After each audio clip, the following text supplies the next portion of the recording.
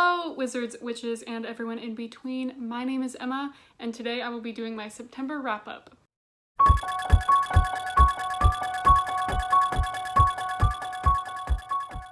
Alright, so I read 8 things in the month of September, and my ratings were kind of all over the place, so this will be a little roller coaster. Also, for once, I wrote myself notes, so I won't just be trying to remember what I thought of these books that I read, like, you know, September 2nd. So the first book that I read was The Girl Who Loved Tom Gordon by Stephen King.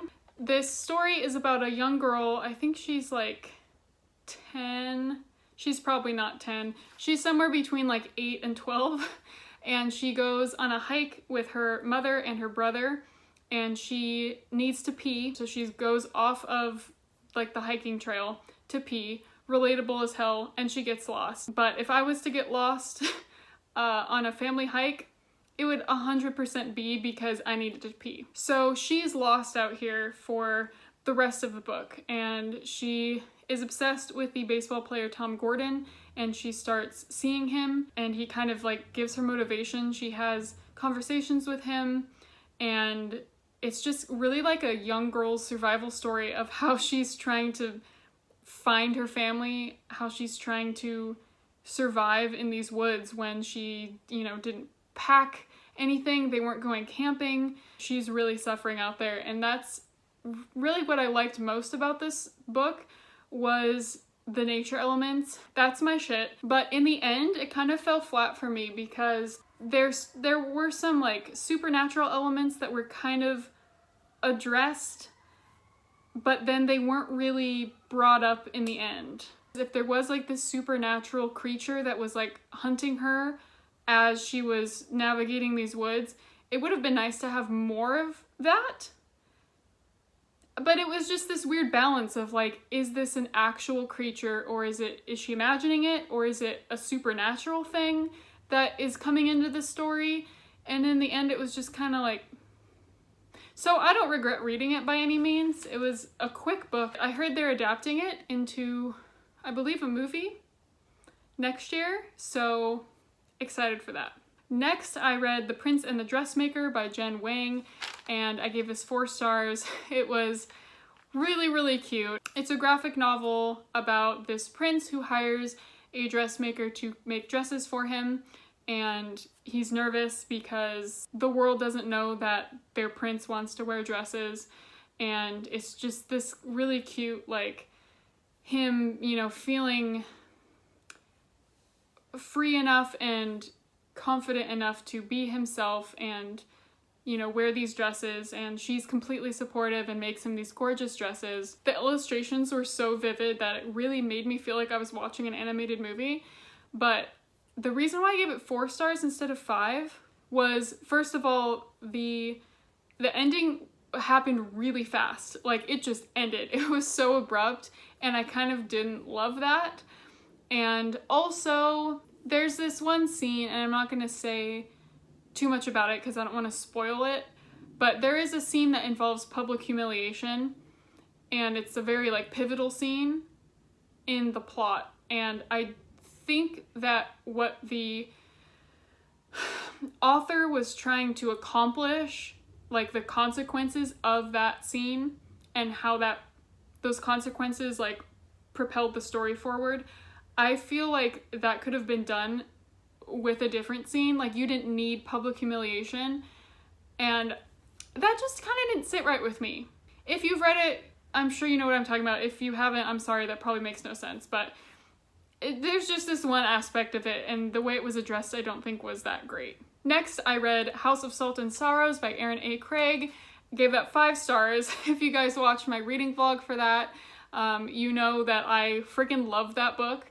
I will link my reading vlog down below. It's spoiler free, so if you haven't read it yet, no worries. But oh my god, the perfect spooky book.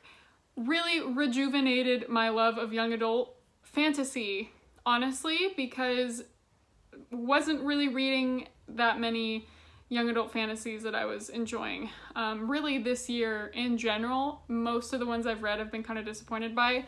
It's a 12 Dancing Princesses retelling. Apparently a lot of you don't know the story of the 12 Dancing Princesses, which makes me really sad because that was my entire childhood. That fairy tale was like everything to me.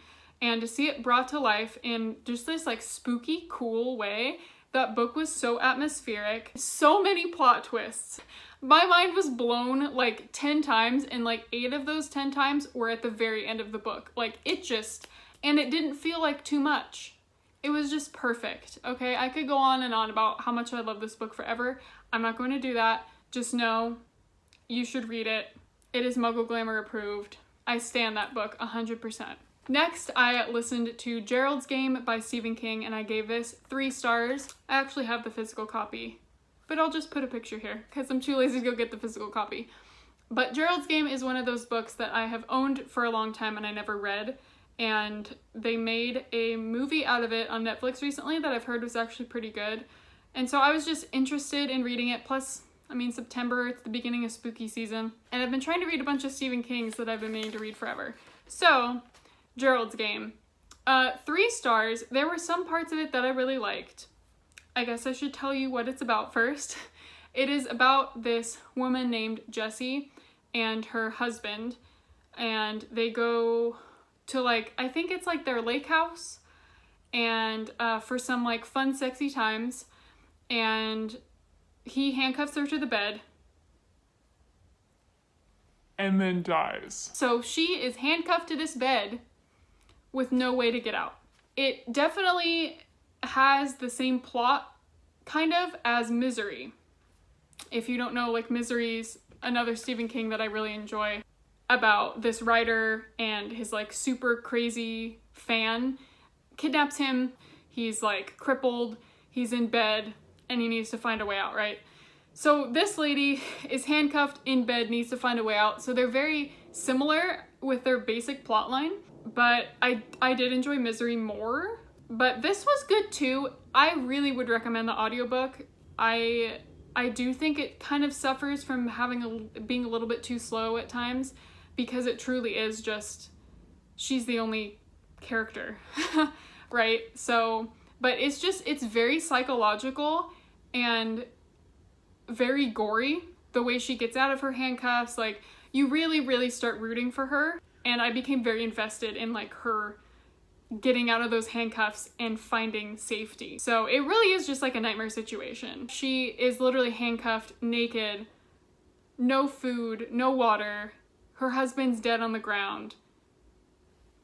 You know? So it was really good. It just wasn't like a 5-star, but I still enjoyed it. There also, fun fact, is a weird tie-in between that book and Dolores Claiborne, which I listened to in August. I guess Stephen King originally was gonna combine those 2 books, like it was gonna be one book, but then he decided to split them up into Gerald's Game and Dolores Claiborne.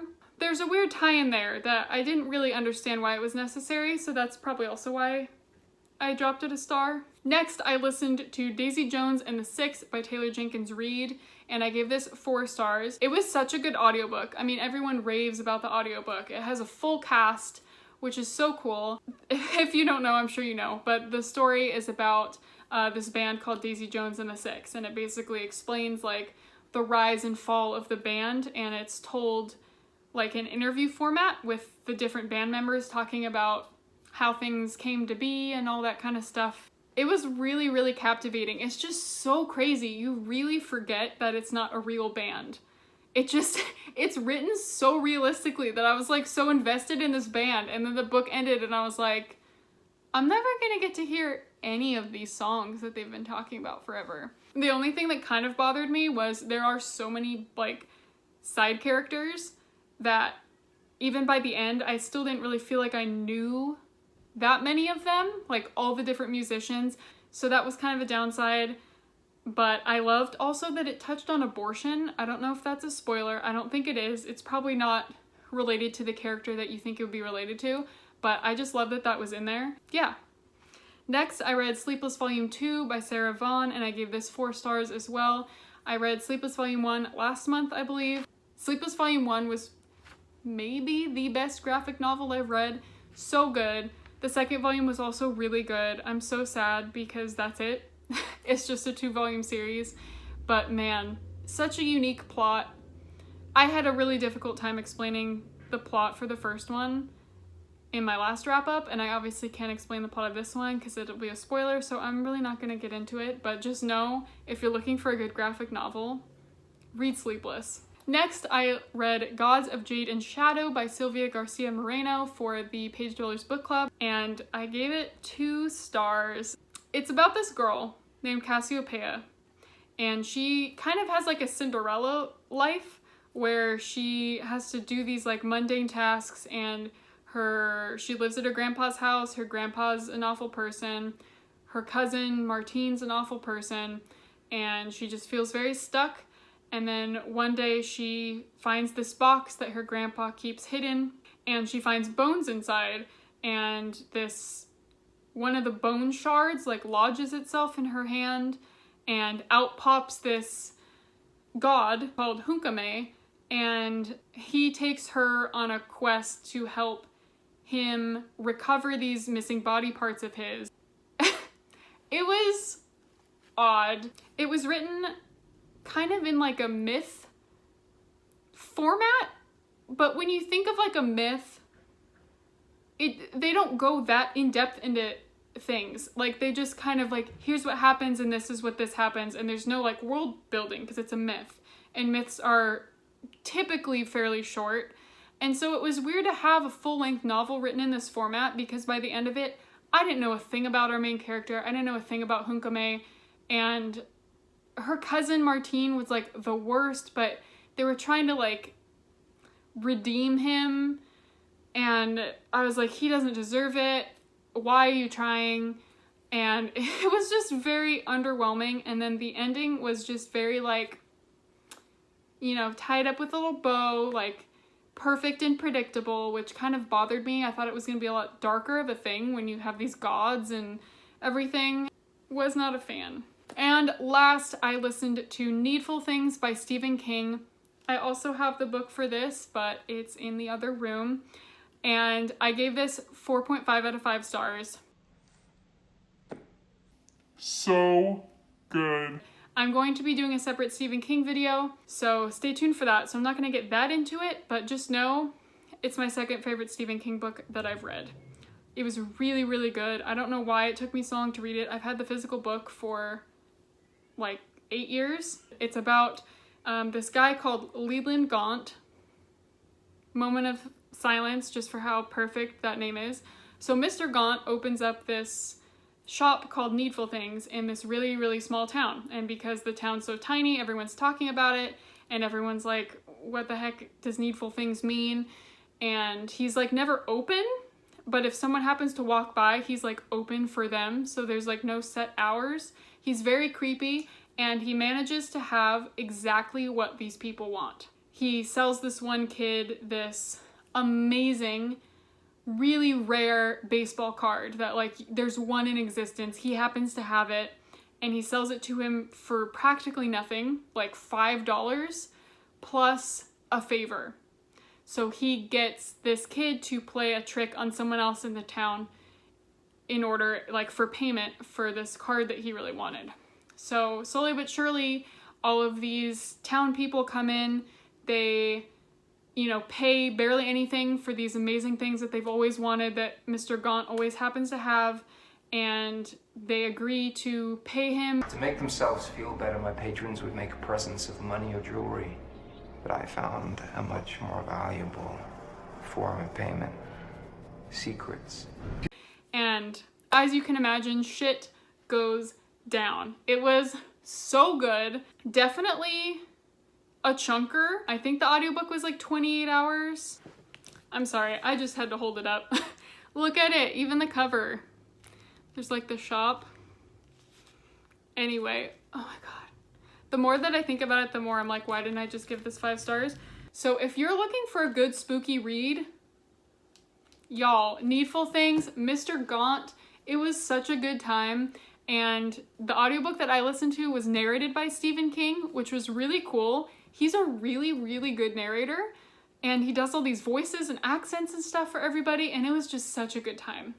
10 out of 10, but apparently only 4.5 out of 5 stars, so we all know the whole star rating system is arbitrary anyway though, so It's fine. All right, that is it for this video. I hope you guys enjoyed this. Please let me know down below if you have read any of these. I would love to hear your thoughts. I hope you all have an amazing day, and I will talk to you guys later. Bye!